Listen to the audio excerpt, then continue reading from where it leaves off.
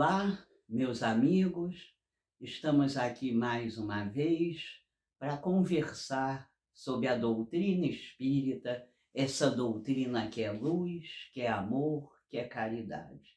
Essa doutrina que vem nos consolar e nos convidar a uma nova forma de ver, de ouvir, de sentir e de agir.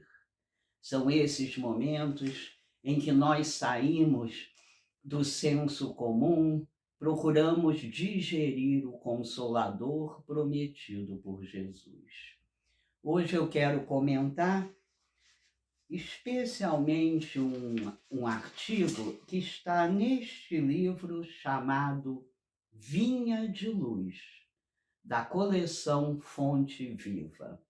É uma coleção em que o nosso querido Chico Xavier vai nos trazendo lições acerca do Evangelho, trazidas pelo nosso querido Emmanuel. Logo aqui no início, Emmanuel nos lembra, logo no prefácio, Emmanuel nos lembra daquele momento em que Jesus nos incentivou a fazer brilhar a nossa luz. Nisso devemos nos concentrar. Tantas vezes estivemos aqui, tantas situações vivemos, com o único objetivo de fazer a nossa luz brilhar.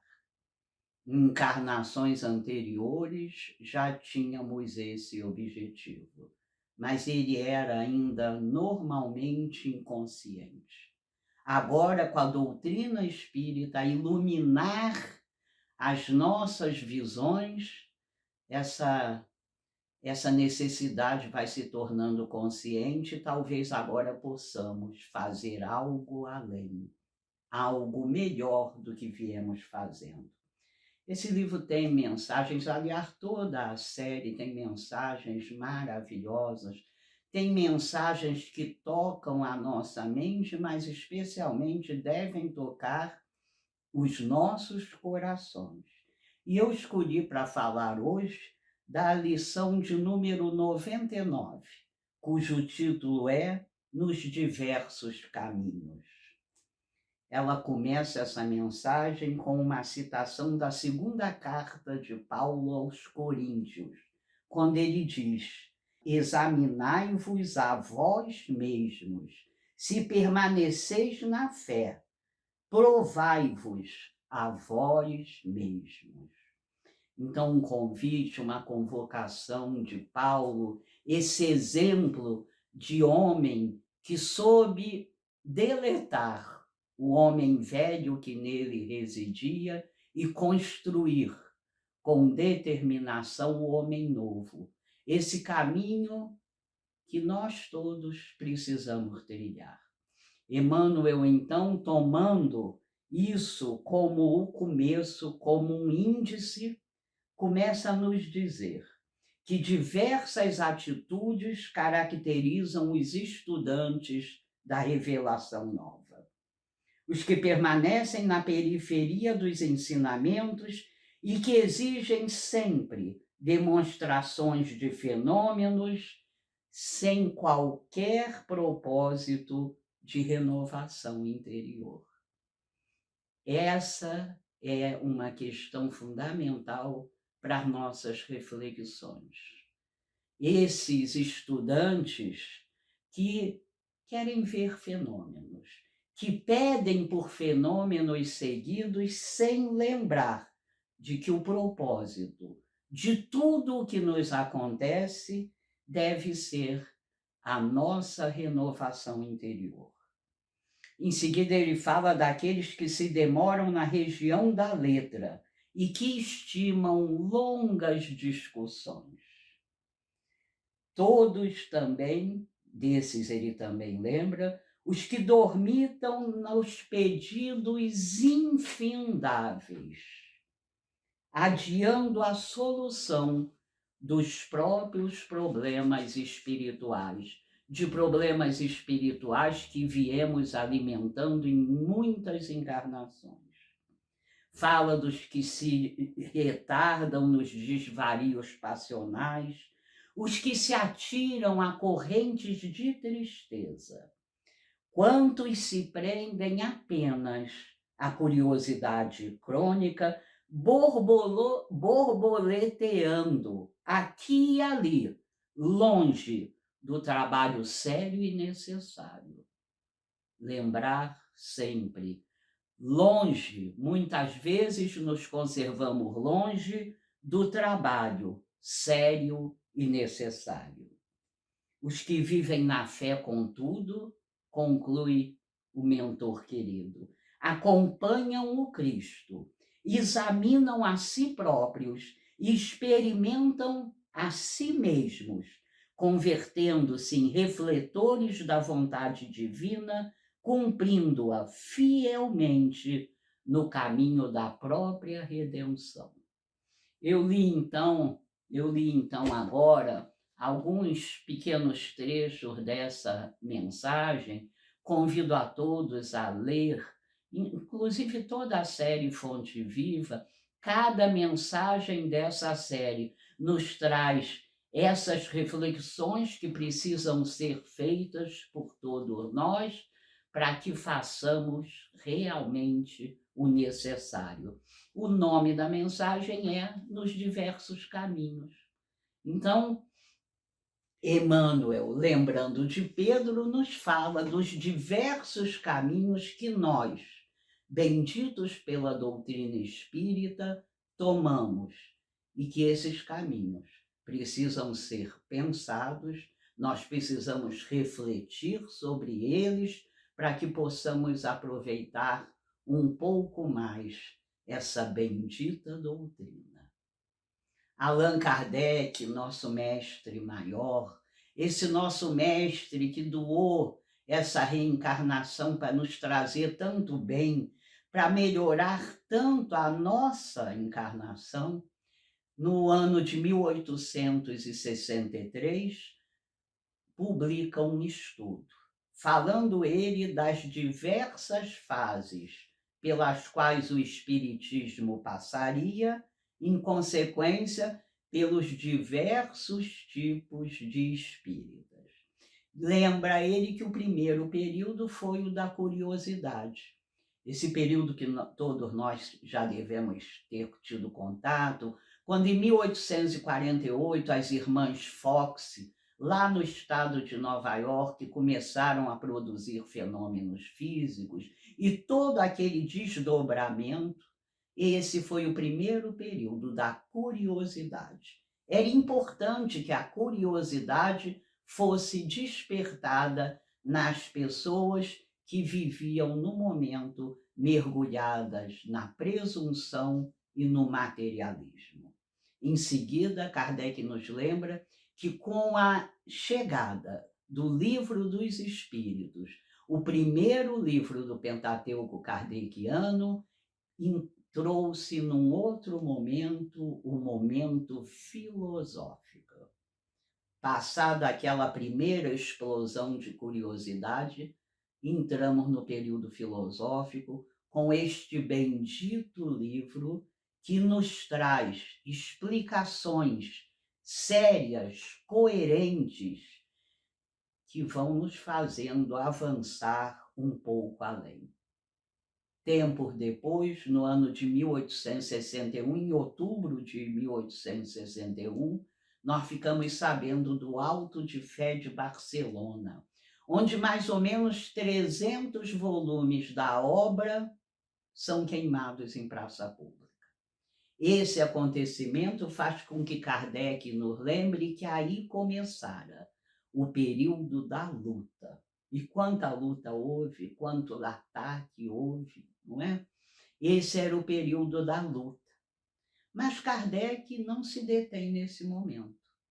Ele lembra, ele pensa, ele formula outros momentos da nossa querida doutrina. Diz ele que após o período da luta, viria o período religioso. Após esse período religioso, viveríamos um período intermediário, onde faríamos outras hipóteses, outras sínteses, já baseados, já calcados por toda essa vivência, por todo esse conhecimento. E Kardec vê num futuro que chegará a etapa da renovação social. Depois de tanta curiosidade, depois das explicações filosóficas, depois da luta, depois da nossa ascensão ao período religioso, o intermediário viria e teríamos então a renovação social. Quando renovados intimamente, seríamos capazes de fazer uma renovação social. Mas Kardec, nesse seu pensamento, lembra sempre, em todos os momentos, que o caminhar é diferente para cada um de nós. Deus nos deu o livre-arbítrio.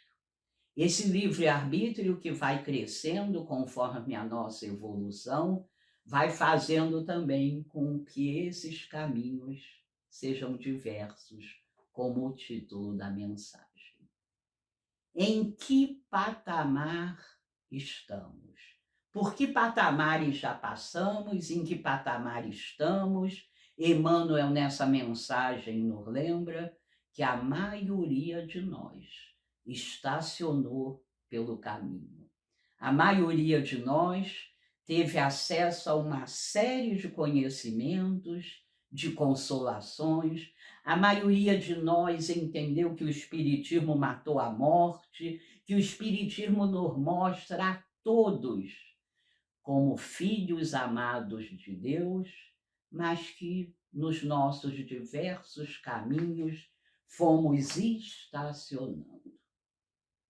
E o que Emmanuel nos recomenda? O autoexame. Para que possamos fazer a tão falada e tão pouco realizada reforma íntima, precisamos nos autoexaminar. Deixar de examinar aos outros, deixar de pensar em qualquer coisa exterior a nós. Nos concentrar nas nossas dificuldades que precisam ser a cada dia trabalhadas depois desse autoexame que vai nos ajudar nesse trabalho fundamental. Nós só podemos nos curar das doenças que sabemos ter.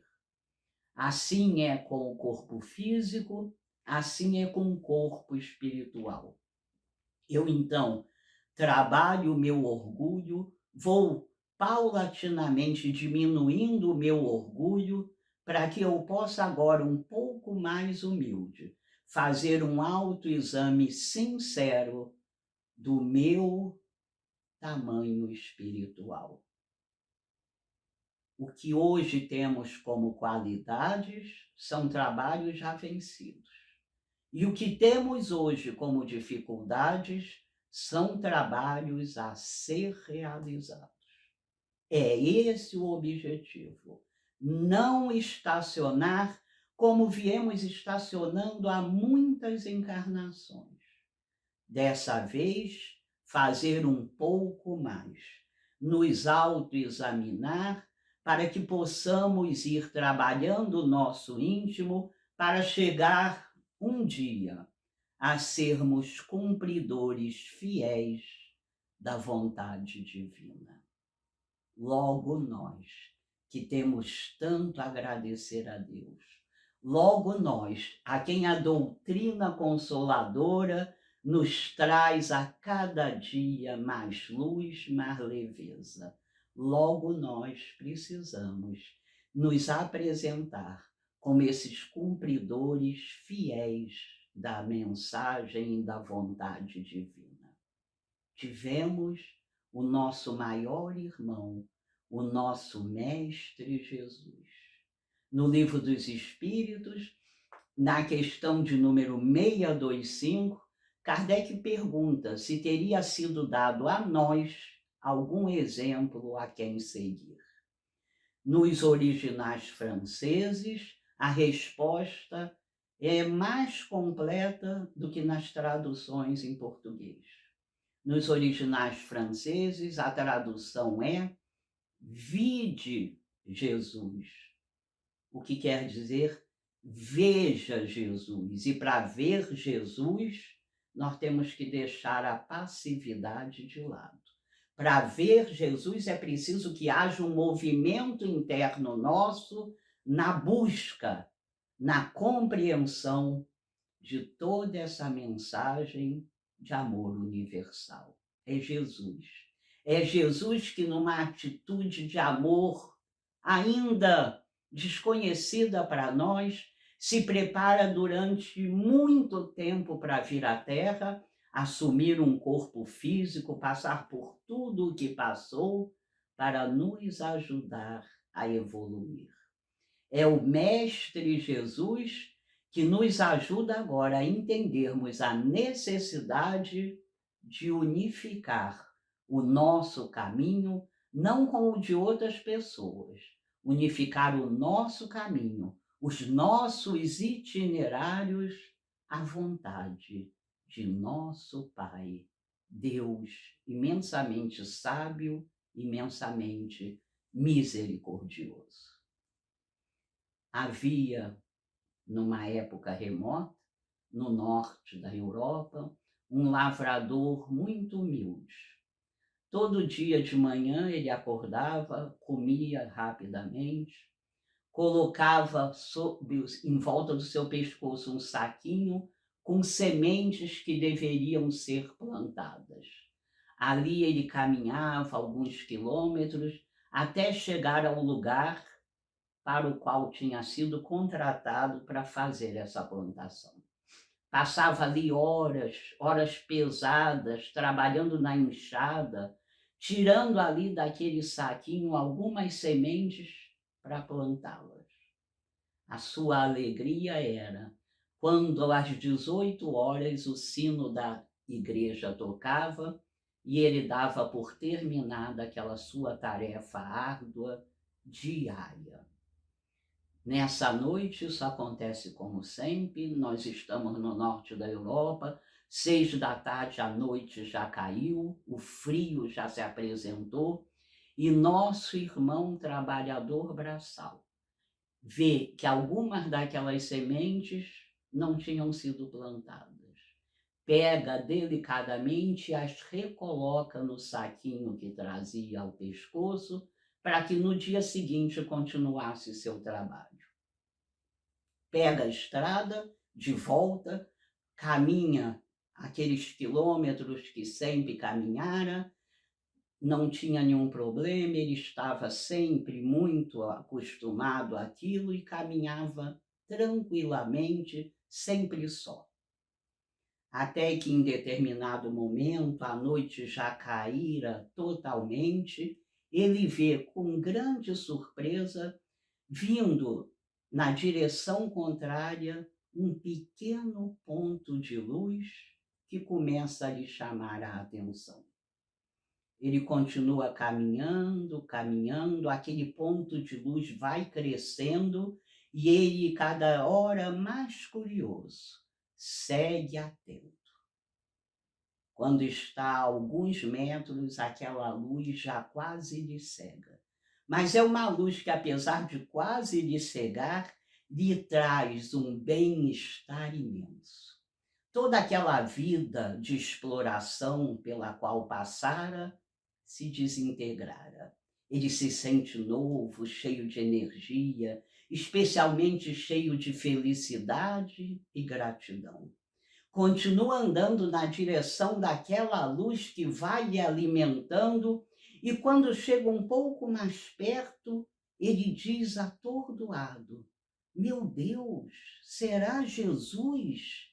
Ele começa a reconhecer os traços do nosso divino amigo. Anda mais um tempo e de repente para, estacado, na frente de nosso Mestre. Aquele encontro inusitado lhe traz uma alegria que ele jamais imaginara viver. Ele olha para Jesus, não tem coragem de nada dizer. Jesus lhe olha e lhe estende o sorriso mais curador que se pode imaginar. Em seguida, Jesus lhe estende a mão aberta, sem dizer uma palavra. É que os grandes espíritos não precisam falar. Aquele lavrador, atônito, vê a mão aberta de Jesus e quase que instintivamente abre aquele seu saquinho onde depositara as sementes que sobraram, pega uma delas e coloca na mão de Jesus. Jesus fecha a mão, lhe dá um olhar de despedida e continua no sentido em que caminhava.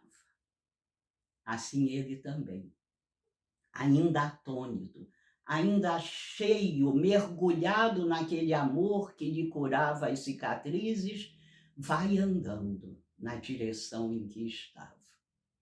Pouco tempo depois, ele começa a sentir uma outra luz que aparece, olha para a frente, não vê a luz, a sua fonte, e qual não é a sua surpresa, quando ao olhar para baixo, onde estava aquele saquinho, ele vê um foco de luz que vai crescendo, e ele abre atônito aquele saquinho e descobre que no lugar daquela única semente que ele estendera até Jesus, aparece como se fosse um diamante, aparece uma pedra de luz imensa que, diferente dos diamantes, lhe traz renovação, lhe traz a cura de todos os males.